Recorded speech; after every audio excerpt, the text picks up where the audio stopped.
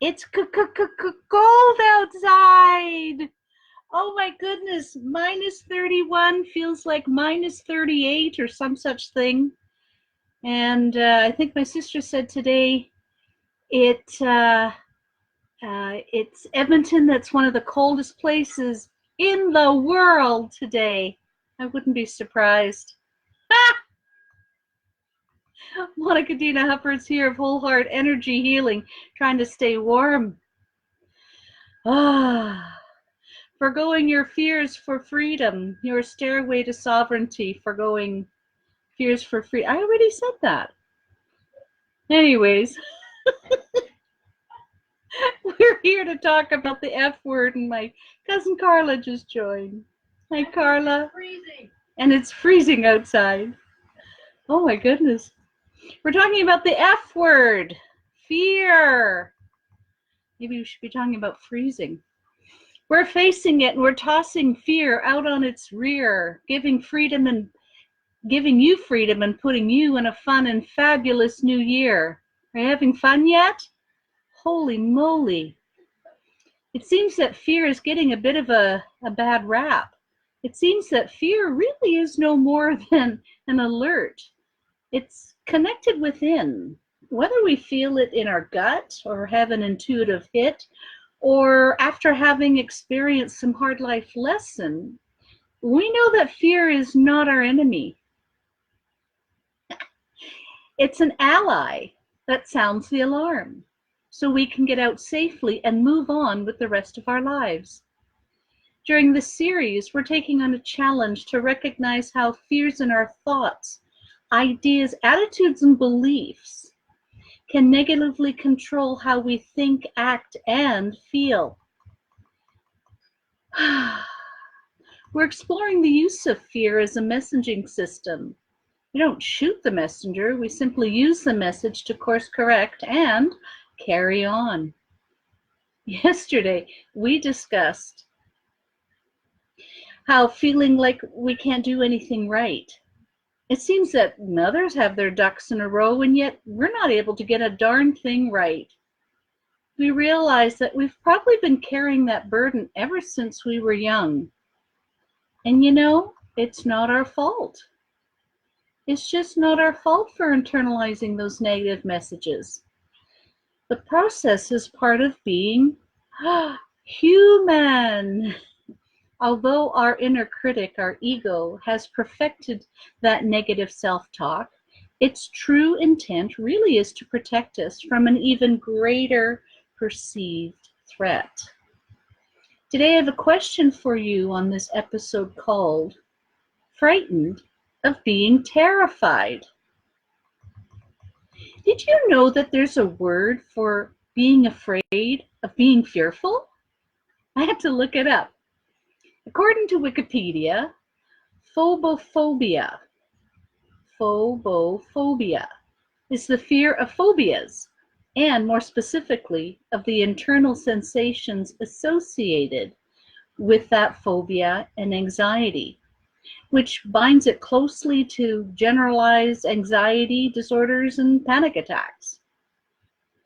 It's not uncommon to feel fearful in anticipation of occasions or circumstances that we find stressful or overwhelming. We've all tossed around and tossed and turned the night before taking our first trip on an airplane or starting a new job, anything where we haven't done something for a while and we find ourselves doing it again. Did you know that all fears have a root in catastrophic thinking? Our minds are very powerful. And imagination is a tremendous tool that we have. Imagining in one's mind that horrible things will happen can have the same effect on our psyche as well as our bodies as if we've actually gone through the experience or are even in the midst of it happening. For most people, these feelings of apprehension or unease are manageable and temporary, subsiding with self-talk or some deep breathing. But for people with fears and phobias, This unease takes the form of a persistent, all-consuming anxiety, which can turn into overwhelming panic. Not to be funny, but one of the worst things about fears is it's scary. Anxious people prefer to avoid the all too familiar feelings of their hearts racing, their chests clenching, and their breath catching in their throat. They can't comprehend how some people pursue ways to purposely scare themselves, like watching scary movies or jumping out of airplanes or going down roller coasters, whatever it is, picking up spiders. I don't mind looking at them, but my God, I sure don't want to be picking them up. Such events are not even entertained for a second. They hate feeling afraid. I'm willing to bet that if you're an anxious person, this is true for you too. One thing to do is to distance yourself from events that cause angst and align yourself with pleasure. At times, just thinking about doing that can bring almost more anxiety and fearful feelings. Many people use EFT, Emotion Freedom Technique. It's also known as tapping. It's a great thing to do when you're in the midst of stress and strife. All you do is tap on your body along some of your meridian points, and you'll find your stress levels decrease. Look up tapping, EFT, or Emotion Freedom Technique on the web. There's a plethora of pictures to show the tapping points, many videos of people demonstrating the techniques, and many write-ups. There's some good material, some great material, and some that's just meh in its explanation and value. Just do yourself a favor and check in with your gut and intuition. If whomever you listen to is truly offering you quality information or just parroting what they've learned.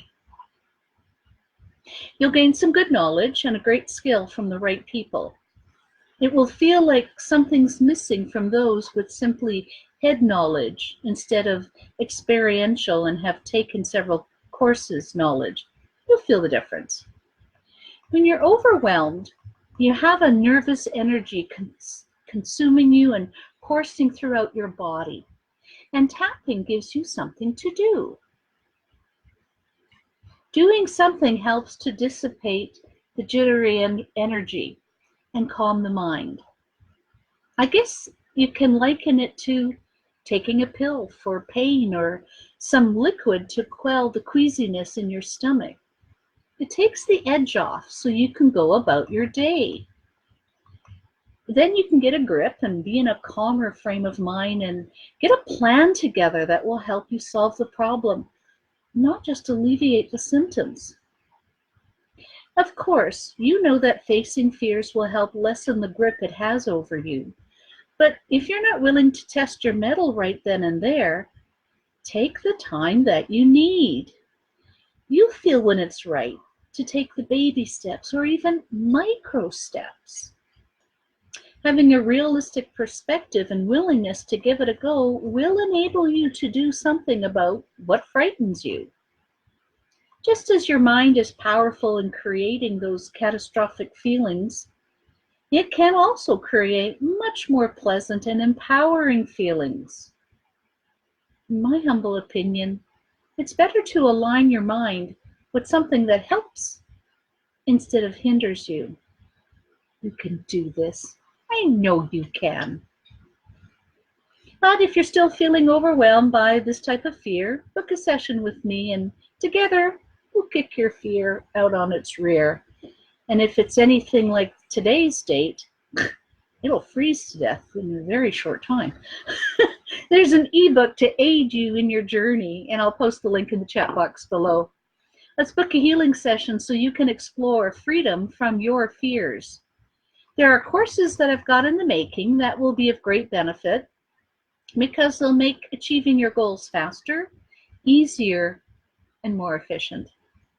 You deserve a more balanced and happier life. Message me if you have questions or would like to have more information. I hope that you're supported during your quest and can find someone to go along with you on your journey. Let's do this together. Together is better. Use the link below that I'll be posting in a moment called Getting to Know You, and we'll explore what you want to achieve in life and move forward in a happier way of being. Monica Dina Hupperts of Whole Heart Energy Healing. This has been day 13 of your Stairway to Sovereignty, Forgoing Fears for Freedom, so you can get a new year, a new decade, and a new you off to a great new start. Cheers to your success. And thanks, Carla, for joining. And I love the clapping. Yay! Thanks so much. Stay warm, everybody. My God. Tomorrow I have another thing to post about the weather. It's going to be even colder. Bye.